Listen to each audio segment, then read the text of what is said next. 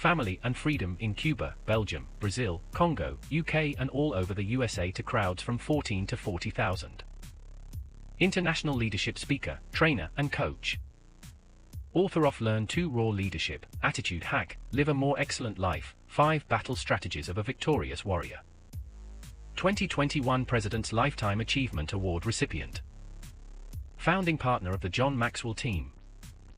Toastmaster International Speech Competition semi-finalist. Founder of Tell It Like It Is TV, ThatGuyRocks.com and ThatGuySpeaks.com. Creator of Story Power TV, Transforming Grace TV, and Leading Leaders Podcast. Producer of 4 TV programs and podcasts for Liftable TV and World Trumpet Television as well as multiple social media channels. Please help me welcome J Loren Norris. Record. There's only one time I can think of when the phrase, I don't know what I'm looking for, but I'll know it when I see it, is actually not only accurate, but somewhat beneficial. If you want to know how that relates to leadership principles, you're going to have to watch the rest of the video. Subscribe now for access to our extensive media library of leadership lessons promoting faith, family, and freedom. Begin your personal growth plan at StoryPowerAcademy.com for leadership development and communication skills training. There is a retreat coming up that I want you to know about. It's called the Story Power Academy Retreat. This Story Power Retreat is about focusing on your communication skills, taking them to the next level. Discover, develop, draft, deploy, and deliver some of the best stories you've ever learned. You're going to listen, create, connect, relax, and reflect around this beautiful lake scene in Granbury, Texas.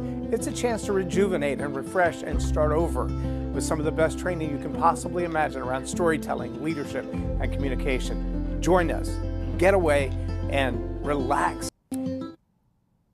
I'm J Loren Norris with Leading Leaders Podcast. Can you imagine a Bolo goes out over the police network and says, be on the lookout for whatever you find? Well, that would be a useless instruction. Or how about a dating scene? I mean, I know they've got the little digital dating scenes now where you can swipe left and swipe right, and I don't do any of those, so I don't know how they work exactly, but it does seem funny to me that people are looking for certain things. One of the comedians that I study from time to time does a little thing called red flags. And one of the red flags apparently for girls that are looking for guys to date are if he takes pictures with fishy lips or with his tongue hanging out, she's not interested. Or if they go on a first date and he wears flip-flops, she's not interested. It's fascinating that those are the things that help you decide that's the one and that's not the one. Okay, swipe left, swipe right, whatever you want to do there. The only time I've ever heard the ambiguity of I don't know what it is that I want or what it is that I'm looking for as a semi-positive trait is in the category of retail therapy. Yep, 2 daughters, married over 30 years. It's very common that we go window shopping. We go to the mall, we go to the big stores, we go wherever, and I'm like, so what is it we're looking for? I think like a man. I think, most of the time, I think like I want to know what the target is. I want to know what the objective is. I have a pretty good idea what aisle it's on. I'm going to go there. I'm going to get that thing. I'm going to make my way up. Maybe you've seen those illustrations of the map of a man shopping versus a woman shopping. He makes 5 stops in a grocery line and he's out. She's there for 3 hours and up and down the same aisle 7 or 8 times to get things that were on the same aisle when she was there last time. That kind of shopping, it's good for retail therapy if you're looking for shoes or a dress or a hat.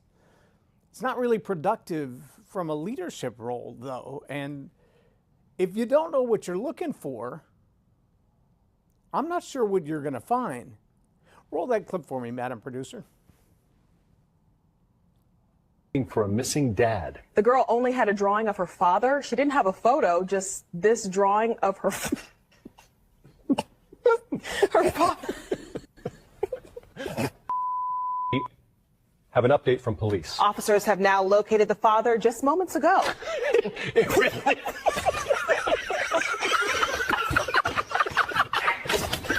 Looks just like... Looking for a Now imagine if that was your HR department. If your leadership team was tasked with hiring the next group of folks that were going to come in and run your business, whatever their jobs were. If your job description looked like that sketch, you have no idea what your turnover is going to be like. How many people are you going to hire? How many people are you going to fire? I was on a call with the Cardone team the other day, and Jared, one of their presidents, went through a whole list. He's like, here's the metric that I use to manage my marketing team. And here's the one I use for my sales team. And here's the one I use for my HR team. And he's in every one of them, he said these are really clear identifiers. If you're in the role of heading up my HR, I'm going to ask these same questions every time we meet. How many people did you hire? How many people have you let go? How many have stayed past 90 days? How many of their own accord? And how many of them did we help them find another location? And if you know that those are the expectations, then you better be ready to answer those questions. And if you're not the kind of person prepared to answer the question, well, you might be the guy in the drawing. The truth is, though, if we, as leaders, don't have any idea what we're looking for, we're worse than a dating scene. I mean, at least with the dating scene, you've got a lot of options to choose from. But can you imagine if you were walking down the street and you saw a sign on the telephone pole that said, "Lost dog," with no description? Well, how many lost dogs do you reckon there are? It reminds me of the old joke, and I hate to use jokes this way, but it makes such a perfect point. The guy's driving through the neighborhood and he runs over somebody's cat. He's like, "Oh my gosh, I can't believe I can't believe I killed somebody's cat." But it was such a gruesome event that he didn't want to carry the cat around, but he went knocking on doors. He's like, I'm sorry I ran over somebody's cat. I just thought you should know. And they're like, "We don't have a cat." After about the fourth house, somebody said, yeah, we lost our cat. Well, what did the cat look like? And he said, well, he's like, no, before you hit it, he went, okay, but what color was it? What kind of cat? Was it a little cat? Was it a big cat? Was it a furry cat? Was it a naked mole rat? What kind of cat? See, the challenge we have oftentimes in leadership is we don't know what we want for our future, for our business, for our financial goals, for our sustainability. We have no idea where we're going. The GPS can't get us to a destination not yet identified. But even worse than that, we don't know how to measure from where we are to where we're going if we don't know where we're going.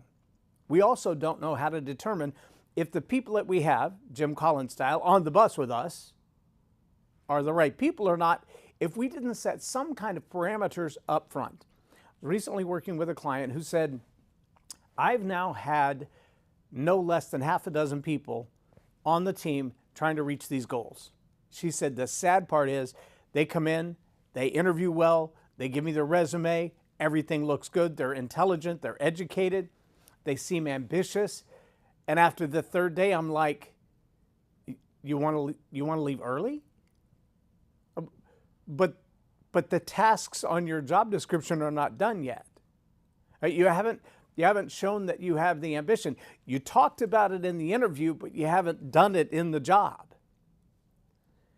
And I said, I'd love for you to send me some of these job descriptions. I'd love to take a look at what the expectations are for you. But I'm also going to tell you a little thing that I learned, not only from John Maxwell and from my time in the military, but from my time in leading as well in retail management and other aspects. There are job descriptions that you can match with resumes. Computer functions do those really, really well. There are personality assessments and profiles and all these different kinds of tips and tricks and tools that you can use to say, will that person fit with our team? One of the hardest things to do is to match a resume with the needed performance. Hear that really well. A resume with the needed performance for two reasons. One of which is resumes generally talk about the things we've done in the past. They might point to competencies in education, and they might be full of fluff. And even the ones that are done very, very well, that have all the right education and all the right reference points and even all the right references. I mean, you can call so-and-so, he'll vouch for me, he'll tell you no telling how many lunches you bought for that individual, or how much time you've spent with them that had nothing to do with work, or if they're a good character reference, or just somebody who likes you, or maybe they have an incentive to get you out of their place of business, so they'll say anything that gets you a new job. I'm just saying. But see, matching that up to the needs of the role, that's a whole different thing. And that's where that leadership principle comes in, that, you know, that drawing of dad, the lost dog with no photo at all, the cat image, the dating with 60,000 options and you don't know which one is the right one for you. Really, it's not just about the aesthetics, obviously. It'd be nice if they were handsome or pretty, but do they have the right kind of soul? They have the right kind of way of thinking? Do they feel empathetically toward other humans, or are they like Officer Slope, Deputy Slope? He's empatheticless, according to himself. That, yes, made up word. It's his word. Do we find that they have not just the resume, the education, a little experience, a skill set, an aptitude, but also an attitude to do that kind of job? So with just a brief description of what my client was looking for, I said, you know, it sounds to me like you want someone who manages a grocery store. And the client said, we don't have a grocery store. I said, I understand that. But what you do have is the type of environment that needs someone who has leadership skills and managerial skills. Those are not the same. And knows how to lead and motivate people with extremely diverse vertical disciplines that all have to be overseen and, when necessary, backed up. So imagine if, working in a grocery store, been there, done that, worked in print shops, been there, done that, worked in publishing houses, been there, done that, worked in media environments, been there, done that. And in each of those environments, I realized that, and on the fire ground, I realized that there are tasks that someone is assigned to that, for the most part, the job of the leader is to continue to motivate them, direct them, inspire them, and move them toward getting that work done. Most of the time, not all of the time, most of the time, the job of the leader is not to do the task. Now, there are times as a leader, especially as a servant leader, that you're better equipped to lead if you've done the role first. True story. Hate that it's true, but it is true. In fact, there's an old-time philosophy from a generation or two ago that don't even ask to be my boss until you can do the job that I do. Okay, the military ranks kind of wash that away when you realize that people who have degrees in leadership and strategy but have never done the tactical part of the job are still those in charge. That kind of flies in the face of it. Now, in the fire ground, in the hospital, you have doctors who do heart surgery who may have never changed a bedpan. They've maybe never given an enema, not since their residency. But the person who does the bedpan changing is probably not going to do the heart surgery. See, that's where that skill and that training and that expertise elevates you to a role of leadership that people in the verticals that you oversee can't do your job. You need to understand this as a leader, because this is where a lot of people get mixed up in the two roles. They think that because the resume says, I've done this, I've done this, I've done this, I've done this, that they should start at the top. Sometimes there's truth to that. Most of the time, that's just an indication of what they've done well. If those skills are transferable, then you're going to be a good manager and a good leader. But if you don't understand the role of the people that you lead, it's going to be really hard to correct them when they're wrong. They will get one over on you, I promise. There are people who will work harder to get out of work than they will to get the work done they were assigned to do. True story, I've watched it happen. They will make up shortcuts. They will fudge the ultimate results. They will lie to you on reports. They will do things that look like They're getting work done, but it's just busy work because the actual work is harder. But I also know people who will do all of those things when if they'd just done the task they were assigned to, it'd be finished already. They spent more time working around than getting it done.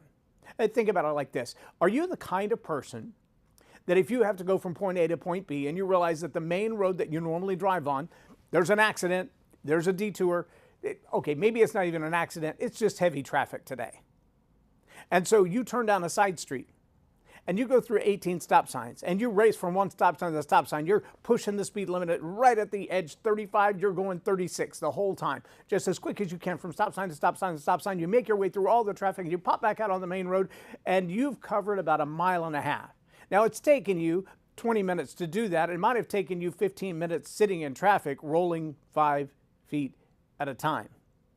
But in your mind, you feel like because I've been zooming around through the neighborhood, I've accomplished more than I would have if I were simply waiting in traffic. Now, if you looked at the distance you covered and the time that it took, they're pretty much the same. And I know people that do that in their jobs. It's their nature. I'd rather feel busy than to actually be productive. I'd rather feel busy than to actually be productive. The priorities are out of whack. Now, if you're a manager, you look at somebody like that and you think, wow, I never see them just sitting around idly. I want you to contrast that managerial skill set and oversight.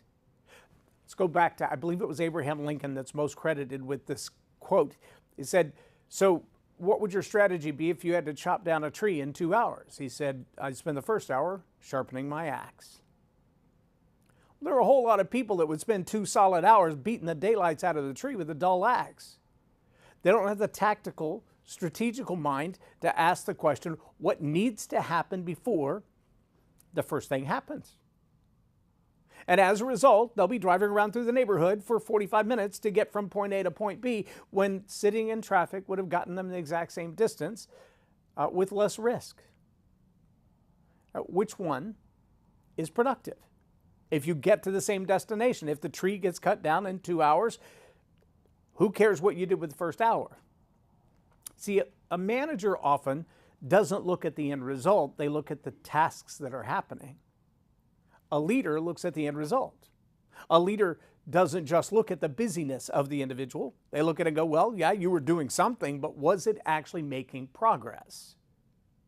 If you continue to do those tasks every day, at the end of the month, have we achieved the goals that have been established for you? How many did you hire? How many did you fire? How many left of their own accord? How many interviews did you have? How many new leads did we even generate for the position? Oh, well, I interviewed 8 people. How many leads did you have? 8. How many did you hire? 2. How many stayed after 90 days? None. Okay, do we need more than 8 leads?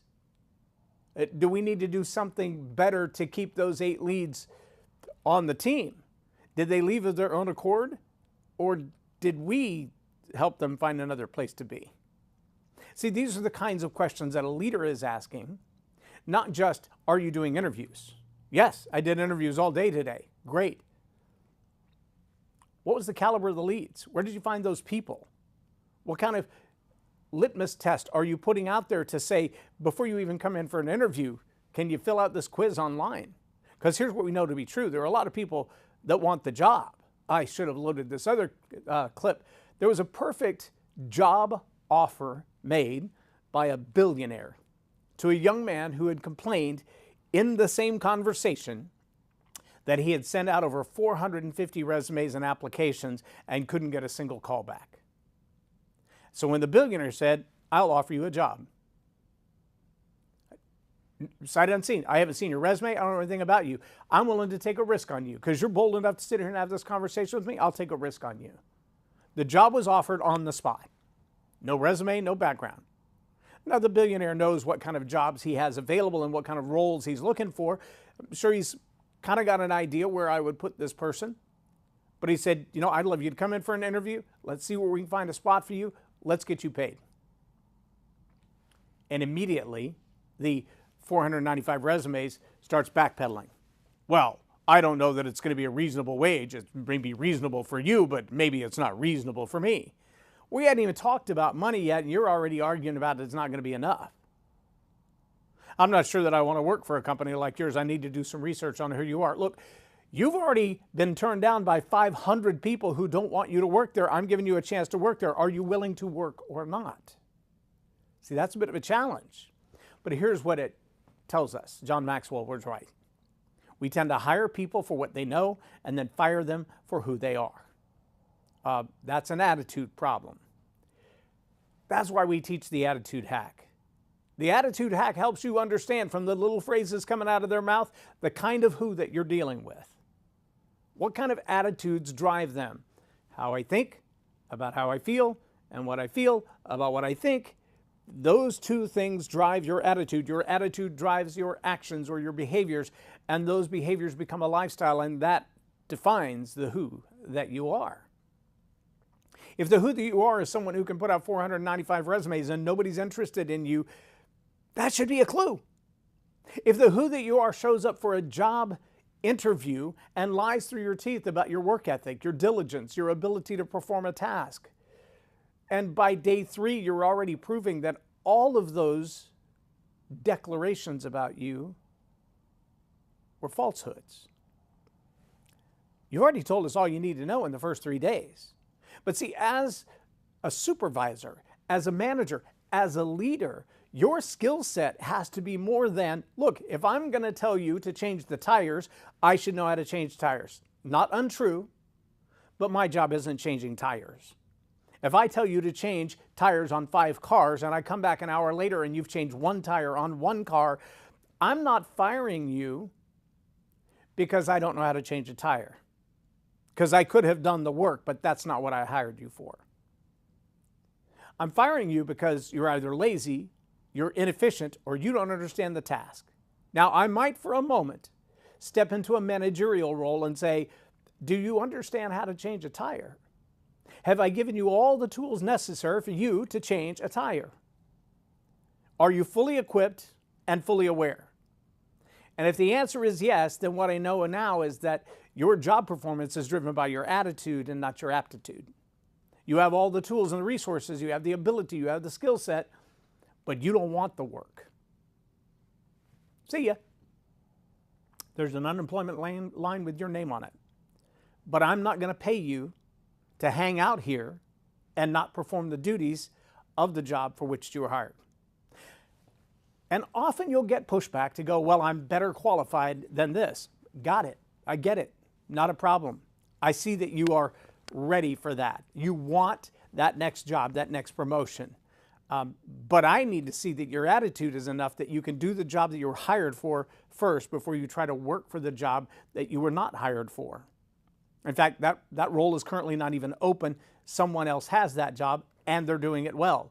Why would I give it to you when you can't even do the job that I've asked you to do? You follow me? I can take this back to my own experience. I was hired right out of the military at a place. I filled out my resume. I went in for the job interview. I sat down for the job interview with the guy, and we were talking about a store management role in a little pizza place. Now, it was actually a bigger pizza place, not the size of a Chuck E. Cheese, but it had video games and pizza buffet and lots of takeout orders and all that kind of stuff. And they were hiring me for a management role, management in training. And on the day that I went in for my job interview, I had on a coat and tie, and I sat down for the interview, had a great conversation with the owner, and on our way back to the counter to get my time card so that I could punch in the next day, I see pasta all over the floor, and I realized that's a tripping hazard. I don't work here yet. It's not my job. I'm just here for an interview. But as a normal human with a little bit of sense of responsibility for the welfare of others, I stop, and I bend down, and I pick up all the noodles off the floor. I throw them in the trash can, I wipe my hands, I shake his hand, and I walk out the door. When I came back for my first shift, he was like, I was really impressed with your leadership skill of doing the right thing, even when you weren't on the clock, but I can't have you working off the clock because that's an insurance problem. Look, I don't care if I work here or not. If I were just a dad here with my kids for lunch and I saw pasta all over the floor, I would be picking up the pasta. And my bigger question for you is not, is that policy, insurance hazard, et cetera, but why do you have 14 people on staff and no one else is picking that up? I lasted there about 7 days. For 7 days, I cleaned toilets, I picked up pasta, I cleaned seats, I bussed tables, and I was never asked about leadership roles. I was never asked to do anything other than learn every task. That makes a great manager. I'm not convinced it makes a great leader. But I can tell you this, if you're hiring someone, you should know the difference between a supervisor role, a management role, and a leadership role. They are drastically different.